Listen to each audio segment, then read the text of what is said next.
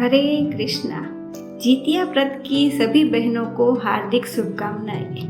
इस साल जीवित पुत्री का व्रत यानी जितिया व्रत 14 सितंबर को रखा जाएगा। इस दिन भाद्रपद मास की अष्टमी तिथि है। इस व्रत में भगवान श्री गणेश, माता पार्वती और शिव जी की पूजा होती है। शाम के समय प्रदोष काल में भगवान शिव की पूजा करके कथा सुननी चाहिए। तो इस व्रत को लेकर दो कथाएं प्रचलित है, जिसमें एक है सियारन की और दूसरी है राजा जीमूतवाहन की। तो आज हम हमारे इस वीडियो में आपको दोनों कथा सुनाएंगे। तो अगर आप हमारे चैनल पर नए हैं तो चैनल को लाइक और सब्सक्राइब जरूर कर दीजिए। तो जीवित पुत्री का व्रत में चिल्लों और सियारों की कथा सुनी जाती है।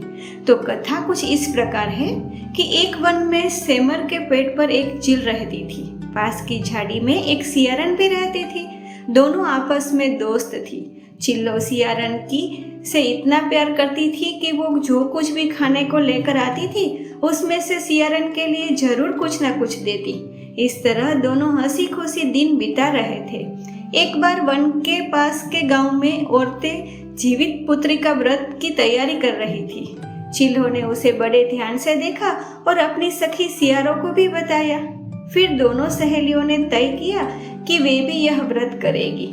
सियारो और चिल्लो ने जीवित पुत्री का व्रत रखा।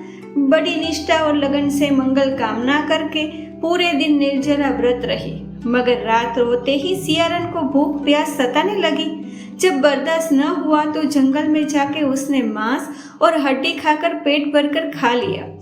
चिल्लो ने हड्डी चबाने के कड़कड़ की आवाज सुनी तो पूछा कि यह कैसी आवाज है। सियारन ने कह दिया कि बहन, भूख के मारे मेरे पेट में गुट-गुट की आवाज आ रही है, यह उसी की आवाज है। लेकिन चिल्लो ने सियारन का झूठ पकड़ लिया।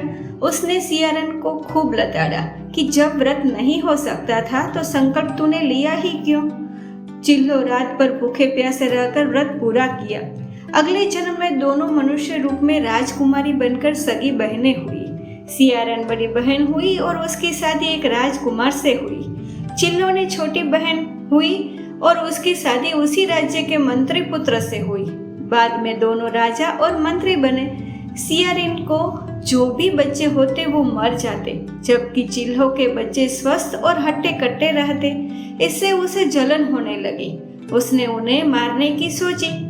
उसका सिर कटवाकर डब्बे में बंद कर दिया। वह शीश मिठाई बन जाती और बच्चों का बाल तक बांका नहीं होता। तो इस तरह सियारन की बहन के बच्चों और उसके पति को मारने की कोशिश विफल हो गई। आखिरकार देवयोग से उसे भूल का आभास हुआ और उसने क्षमा मांगी और बहन के बताने पर जीवित पुत्री का व्रत विधि विधान से किया तो उसके पुत्र भी जीवित रहे। तो यह थी सियारों की कथा। और अब हम आपको सुनाने वाले हैं जीवित पुत्री का व्रत कथा में आपको जीमूतवाहन की कथा। और दूसरी कथा है राजकुमार जीमूतवाहन की। तो गंधर्वों के राजकुमार का नाम जीमूतवाहन था। वे सभी पे परोपकार करते थे। जीमूतवाहन के पिता ने जब उनको राजपाट सौंपा, लेकिन उसका मन राजपाट में नहीं लगता था। यही वजह थी कि वह राज्य का भार अपने भाइयों को देकर वन में पिता की सेवा करने चले गए। वन में ही जीमूतवाहन को मलयवती राजकन्या मिली। दोनों को एक दूसरे से प्रेम हो गया।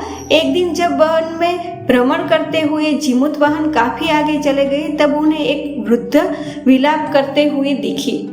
पूछने पर वृद्धा ने रोते रोते बताया कि मैं नागवंश की स्त्री हूँ। मुझे एक ही पुत्र है। पक्षी राज गरुड़ के कोप से मुक्ति दिलाने के लिए नागों ने यह व्यवस्था की है कि वे गरुड़ को रोजाना भक्षण के लिए एक युवा नाग सौंपते हैं। आज मेरे पुत्र शंखचूड़ की बलि का दिन है। आज मेरे पुत्र के जीवन पर संकट है और थोड़ी देर बाद ही मैं पुत्र विहीन हो जाऊंगी। एक स्त्री के लिए इससे बड़ा दुख क्या होगा कि उसके जीते जी उसका पुत्र ना रहे। जीमूतवाहन को यह सुनकर बड़ा दुख हुआ।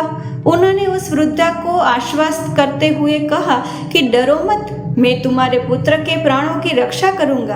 आज उसके स्थान पर स्वयं मैं आपको उसके लाल कपड़े में ढक कर वंध्यशिला पर लेटूंगा ताकि गरुड़ मुझे खा जाए पर तुम्हारा पुत्र बच जाए। इतना कहकर जीमूतवाहन ने शंखचूड़ के हाथ से लाल कपड़ा ले लिया और वे उसे लपेटकर गरुड़ को बलि देने के लिए चुनी गई। वध्यशिला पर लेट गए।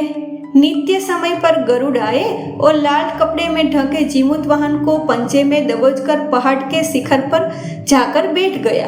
गरुड़ ने अपनी कठोर चोंच से जीमूतवाहन पर प्रहार किया। जीमूतवाहन के शरीर से मांस का बड़ा हिस्सा नोच लिया। इसकी पीड़ा से जीमूतवाहन की आंखों से आंसू बह निकले और वह दर्द से कहराने लगे। अपने पंजे में जकड़े प्राणी की आंखों में से आंसू और मुंह से करहा सुनकर गरुड़ बड़े आश्चर्य में पड़ गए, क्योंकि ऐसा पहले कभी न हुआ था। उन्होंने जीमूतवाहन से उनका परिचय पूछा। जीमूतवाहन ने सारा किस्सा कह सुनाया कि कैसे एक स्त्री के पुत्र की रक्षा के लिए वह अपने प्राण देने आए हैं।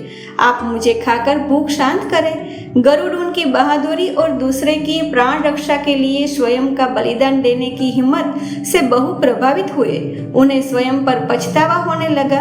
वह सोचने लगे कि एक यह मनुष्य है जो दूसरे के पुत्र की रक्षा के लिए स्वयं की बलि दे रहा है, और एक मैं हूँ जो देवों के संरक्षण में हूँ किंतु दूसरों की संतान की बलि ले रहा हूँ। उन्होंने जीमूतवाहन को मुक्त कर दिया।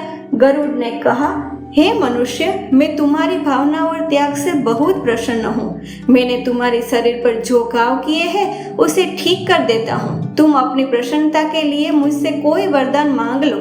राजा जीमूतवाहन ने कहा कि हे पक्षीराज, आप तो सर्वसमर्थ है।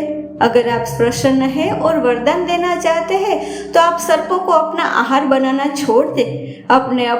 आपने अब तक जितने भी प्राण लिए हैं उन्हें जीवन दान दे।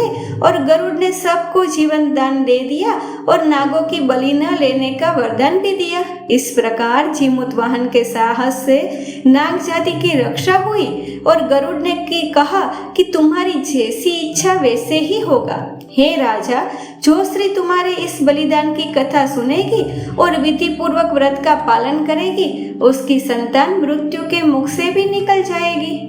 तब से ही पुत्र की रक्षा के लिए हर साल भाद्रपद मास की अष्टमी पर जीमूतवाहन की पूजा शुरू हो गई। यह कथा कैलाश पर्वत पर भगवान शंकर ने माता पार्वती को सुनाई थी।